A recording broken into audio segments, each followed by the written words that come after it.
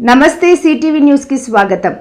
తెలంగాణ జానపద విశ్వాసాల్లో విశేష ప్రాధాన్యత కలిగిన వంచనగిరి కోటగంటి మైసమ్మ అమ్మవారికి మంత్రి కొండ సురేఖ బంగారు బోనం సమర్పించి ప్రత్యేక పూజలు నిర్వహించారు. ఈసారి బంగారు బోనం సమర్పించడం ఒక ప్రత్యేక ఘట్టంగా నిలిచింది. గ్రామస్తులు, అభిమానులు, అనుచరులు పెద్ద సంఖ్యలో హాజరై ఆమెకు స్వాగతం పలికారు.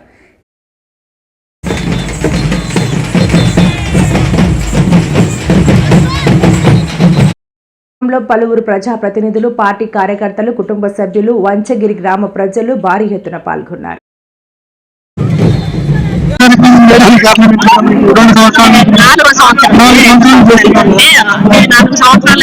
మాకు అంటే కొంచెం ఒక ఆలోచనతోటి అమ్మవారికి ఒక పని గురించి మొక్కుతున్నాము.